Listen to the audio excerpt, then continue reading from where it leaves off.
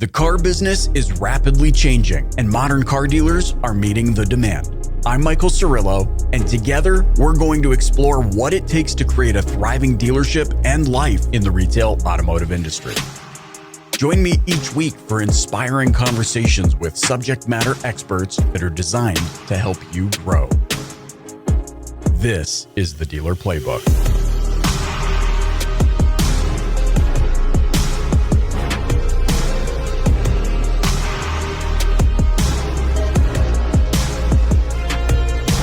Tom Kline is the founder of Better Vantage Point, a dealership dispute, compliance, and risk mitigation company with over 30 years experience. And by the way, his family's been in the car industry owning dealerships for like almost 100 years or maybe 100 years. Like there is some history in this deal.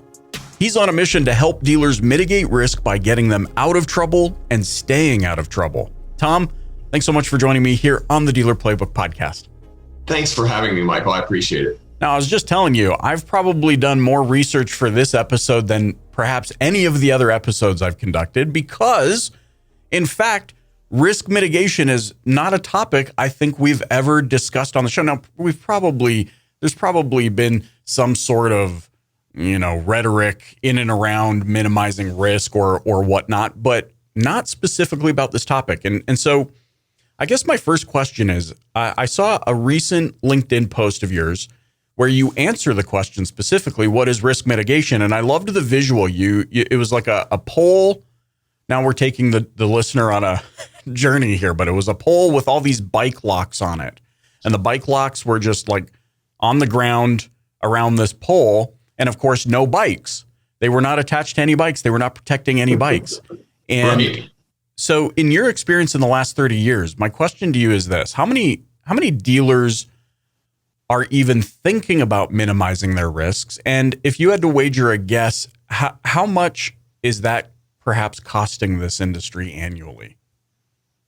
Yeah, it's a great question, Michael. I think that dealers don't focus on risk quite as much as they should. And it's really a game of what if. What are you going to do if the local news media rolls up and wants to get you on camera? How are you going to handle that? Do you have a policy? What if your parts driver has a catastrophic accident and hits a family in an SUV or a station wagon? Do you have enough coverage?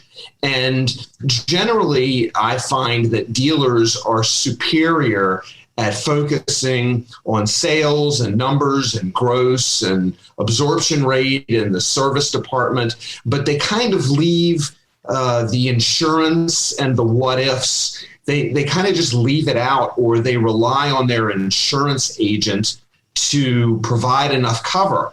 And what I've come across is the insurance agents are sometimes nervous or apprehensive about proposing products to the dealer because the perception of the dealer is, I'm covered and that's that. I did the insurance thing. My renewal's over. I don't have to think about that again for another year. Right. And an insurance policy isn't something that should sit on the shelf. It's something it's like a living, breathing document, to use that kind of analogy.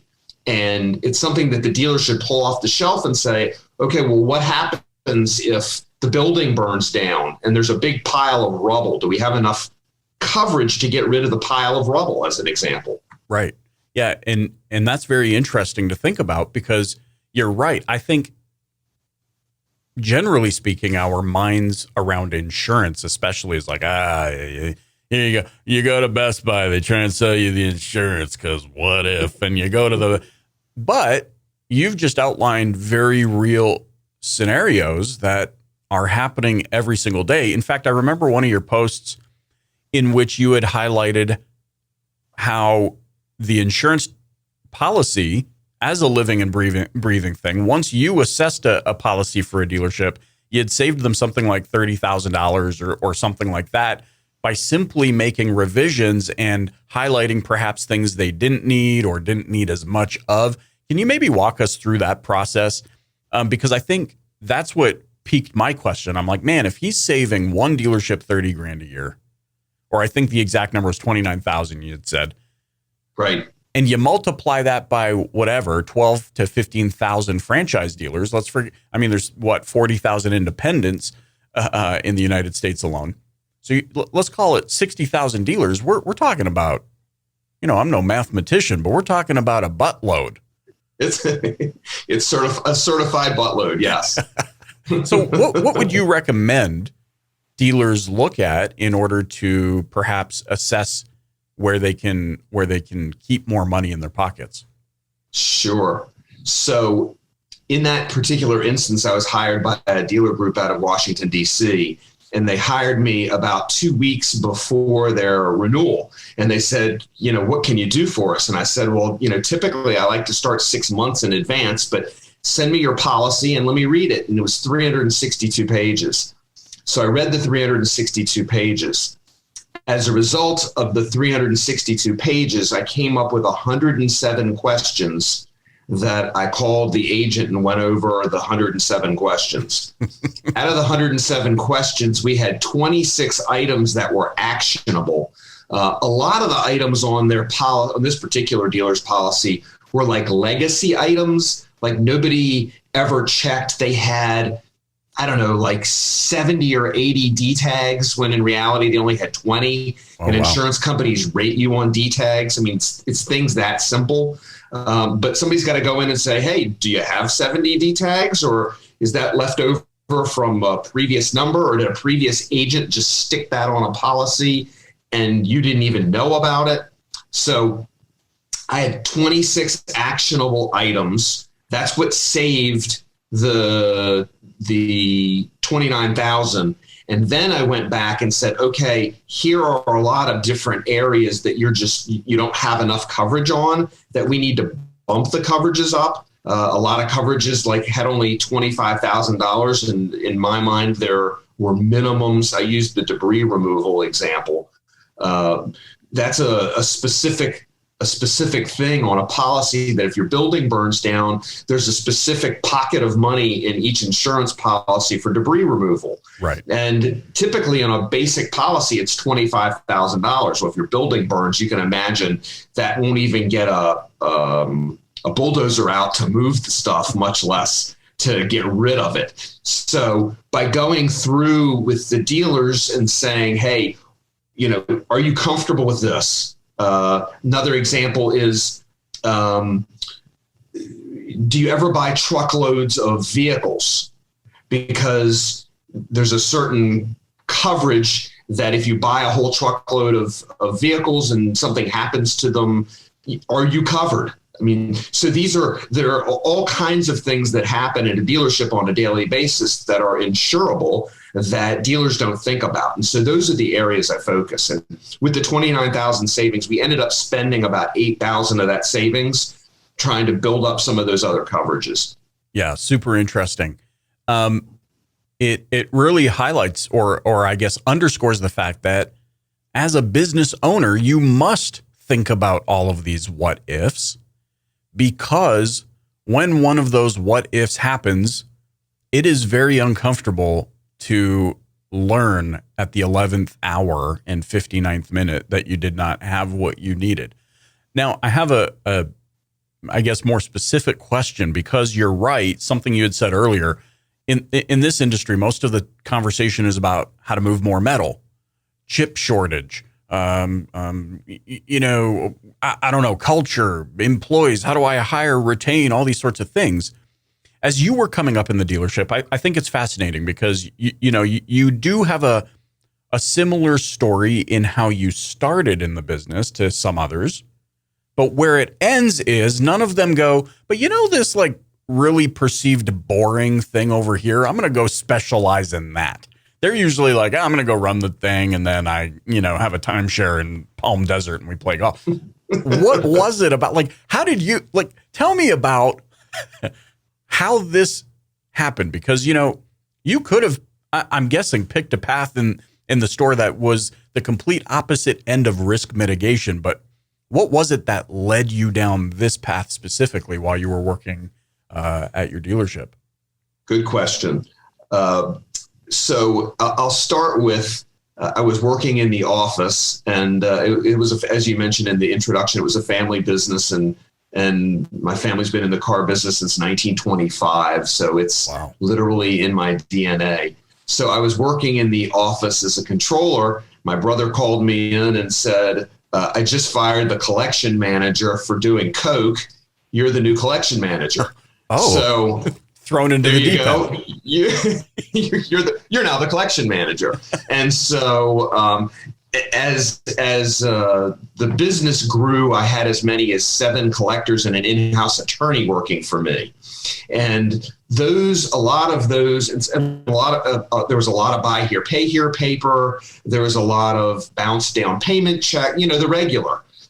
So what happened was the problems started bubbling to me because they were generally the result of secondary finance problems. And because I was the collection manager, I was then in charge of the bigger problem. And so I cut my teeth, if you will, on dealing with customer problems vis-a-vis the collection department. Then as the years went by, it made sense to consolidate the insurance with me, because if you're doing a good job on handling the customer problems, then you're not going to have as many insurance claims related to that. And so that part kind of moved to me. And so it ended up that the 3 different areas of risk mitigation in a dealership, and that is reputation management or dispute resolution, which are really the same. I call it reputation mitigation, is kind of a more accurate, because if you're doing that right, when the customers post that they're upset, you actually pick up the phone, call them, which this is a unique thing apparently. You pick up the phone, you call them, you get them into the store, you sit them down in front of you, you make them happy or satisfied, or the words I use. We don't want you to be upset with us. We want you to be satisfied with your purchase or your situation. Then you ask them to update their review, not change it, because if you ask them to change it, they're going to feel manipulated. They're going to feel like the only reason you're helping them is because you'll update their, to change the review. And so the dispute resolution piece grew out of the collection piece. And then I started handling all the legal affairs for the dealership. And the legal affairs are, how can we resolve these problems as quickly as possible and with as little money as possible? And when they get complicated, can we turn them over to the insurance company? What do the policies look like? Where are the holes in our policies? What else should we think about? What other policies are there in the world that we don't know about, maybe, and research? And so try to continually to patch all the chinks in the armor, if you will. And so that's kind of how all 3, when it comes to compliance, I call it 3 legs of the stool, right? You've got compliance, you've got dispute resolution, and then risk transference, which is, the insurance part of it. That's why there are 3 legs of the stool, and any one of which, if they fall over the stool or you pull out the leg, the stool falls over. So that was kind of the evolution of it. I think this is so fascinating.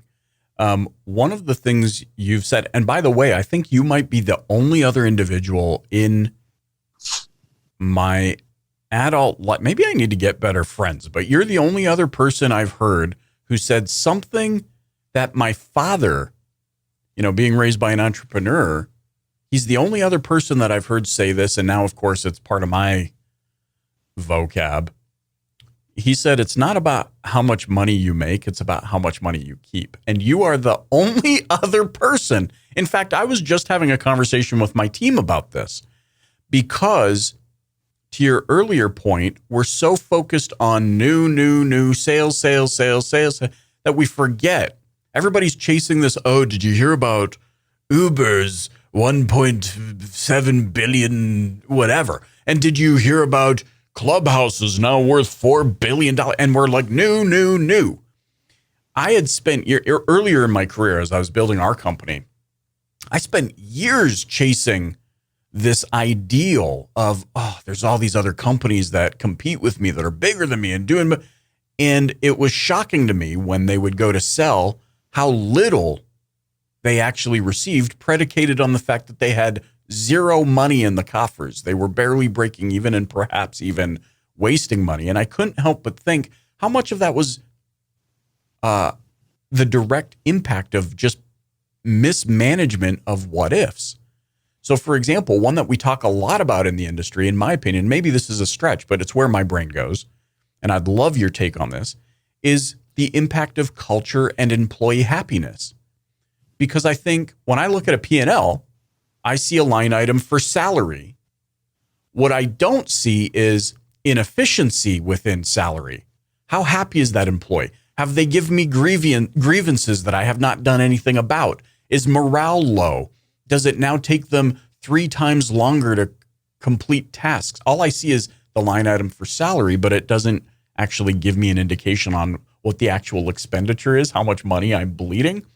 Are there other instances in your experience, are there other instances that dealers need to look at that perhaps don't immediately reflect on a P&L, but that are definitely having an impact on how much money they keep? Sure. The problems at a dealership start one of 3 ways, in my experience. It's either a customer problem, an employee problem, or an advertising problem. If you can handle those 3, you're going to get rid of 90% of the problems.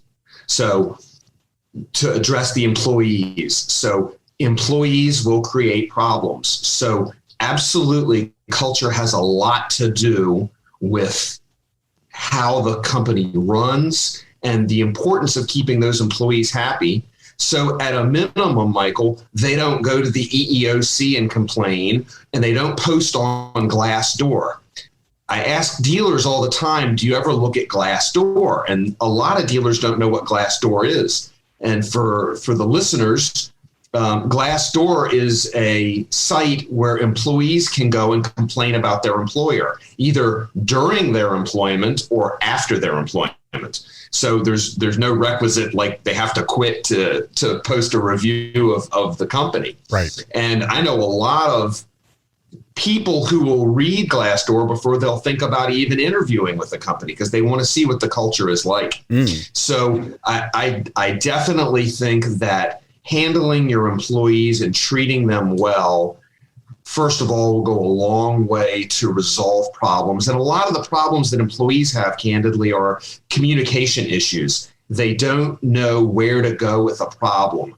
And one of the things that I've done about that, just briefly, shameless plug coming here, I started a company called alwaysdobetter.com, and you'll see the sign right over here. And that is a digital comment box. So the dealer puts up signs that says, you can see right there, it says, let your voice be heard. Right. So that employees as well as customers can give the dealer feedback without going on Glassdoor and without going on Google and Yelp and Yahoo and all these other ones and saying that the dealer sucks and it's terrible to be there. So you want to capture that feedback from your employees in whatever way you do it and whatever's good for your culture. But it's important to actually capture the feedback so that you can try to fix the problems, because there's and I don't have statistics, but there's an untold amount of money that gets lost when you have an employee quit who's been there and knows their job, and all of a sudden you have a retraining, and that takes time. I mean, the retraining takes time. They make mistakes. Their boss has to take time to do the retraining. So employees are very key in as a part of risk mitigation. You had said advertising. What's an example of an advertising problem that would cause a headache for a dealer? There are so many. Let me start with a recent experience when I was shopping for an SUV for my fiance and I wrote an article about this. But I called up and I said, "Hey, I'm a former dealer. I've been in the car business for 30 years. Please don't jerk me around. Can I get this car at this payment?" That was my question. Can I get this car at this payment? Well, it turned out that the dealer had the highest level trim in the pictures, but the payment was for the lowest level trim. So the difference between those two, the delta was like $679 to $1,080 or something. I mean, it wasn't even close. So, and there were other problems with that particular dealer, but there are website problems where rebate stacking happens, where a dealer will show that you can get the first time buyer along with the military rebate, along with the conquest, but maybe you can't get all those together, but they still show the price netting out to be, the bottom number is net with all of those. So that's a problem. Showing payments on physical vehicles or in advertisements without the APR and the amount of down payment and the length of the term of the loan. Mm-hmm. The FTC has gotten and is getting more active in terms of its enforcement. I was actually on the FTC website yesterday reading about Tate Automotive, which is now out of business, and in order to stay out of jail, the owner paid $450,000 to basically settle it with the FTC. I mean, it goes on. Advertising problems go on and on. This is the stuff TV shows are made out of. Right. Yeah. So, this is interesting because your example, purchasing the vehicle for your fiance, congratulations, by the way. Thank you. Is something that happens all the time. In fact, I mean, there's many instances I can think of where OEM even shows the caveat being, of course, or the loophole being that in the bottom corner, they have a little thing that says this is the blah, blah, blah, and starting at and all of that kind of stuff. But it's interesting that you bring that up because what immediately comes to my mind is what's going to happen as we all actively pursue a Carvana-esque online shopping experience. Because the first thing you said about rebate stacking, I immediately thought, well, hey, I'm a tech guy. Does my tech allow people to rebate stack, or is it intelligent enough to know, is it getting the accurate data feed from Chrome Data, who supplies the incentives, who's, got the monopoly? Can we say that? Are they supplying pure enough data? And is it going down the supply chain to website providers or tech providers who provide this? Or is it just the way things have always done, where it's like, here's the data, gets visualized on the website. Now you've got the stacking issue. Nobody's aware of it because maybe tech vendor is disconnected from dealer world, compliancy, all those sorts of things. So you've really got my mind thinking. What do you see? Because it's kind of hard to ignore at this point. We're all pursuing this Carvana. Oh, there's Carvana, there's Vroom, in Canada, there's Canada Drives, Auto Trader, and they're all doing this similar thing, deliver vehicle to home, buy it online, etc. What do you see looking down the road as some of the new issues, perhaps, or evolved risk issues that dealers are going to face as we move into a remote retail environment? Yeah, so it's amazing to me when dealers, it's one of the questions I ask when I go in and say, how many sales are happening at customers' houses? And in the States, there's a law called the Home Solicitation Act, which originally was, I think the history behind that is the vacuum cleaner salesman who would ring your doorbell, throw dirt on your carpet, and then, vacuum it up. Right. And so people would buy vacuums and they got sold vacuums for way overpriced. Right. And then the feds came in and said, we can't do this anymore. Stop throwing dirt on people's carpets. They don't like it anymore. Yeah. Right. But with the home solicit, and I've talked to various lawyers who disagree on this. So amongst lawyers, this is not a simple answer. But if you do, of course, that's a lawyer thing, right? And I'm now just picturing a group of lawyers sitting there going, you know who really grinds our gears? Door-to-door vacuum sit. They got to be the scum of the earth. I don't know why they're from the Bronx or whatever, but That's right. Yeah. But the Home Solicitation Act says that if you do any selling at someone's home, that you're required to follow the act. Now, the worst part of this is if you don't follow the act, and the act is you have to sign a piece of paper giving them 3 days to bring the car back or whatever, you're buying. But if you do any negotiation or any selling at their house, then you're required, the way I read it, and I'm not a lawyer, but I'm a compliance guy. So the way I read it is you have to follow it. If you don't follow it, the penalties are extraordinary. The penalties are that at any time, there's no time frame built into the code. So a customer could drive a car for 4 years and then come back to the dealer and say, you didn't follow the Home Solicitation Act, and I'd like all my money back. And the way that it reads is the dealer would have to give all the money back. Whoa. That's the way it reads to me.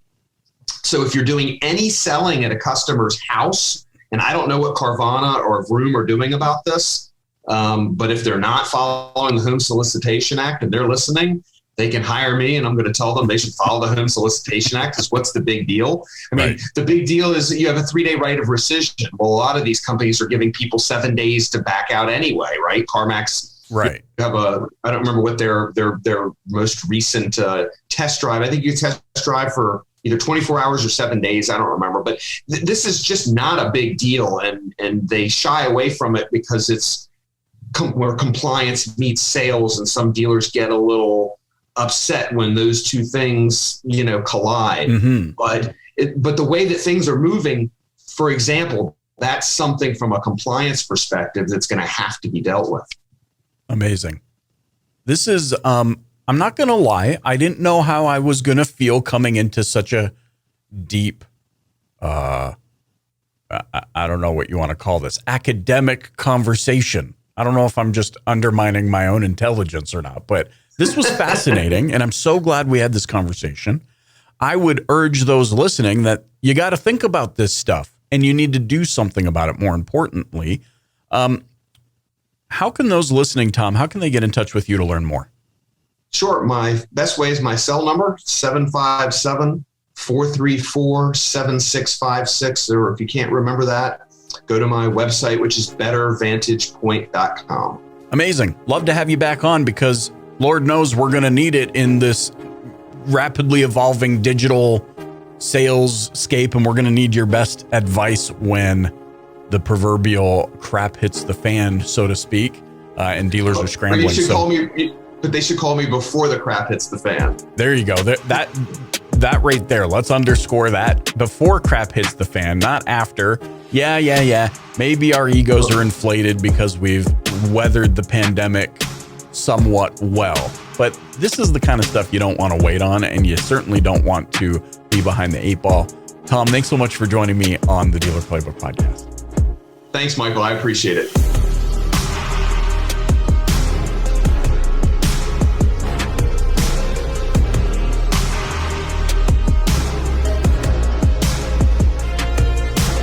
I'm Michael Cirillo, and you've been listening to the Dealer Playbook podcast. If you haven't yet, please click the subscribe button wherever you're listening right now. Leave a rating or review and share it with a colleague. Thanks for listening.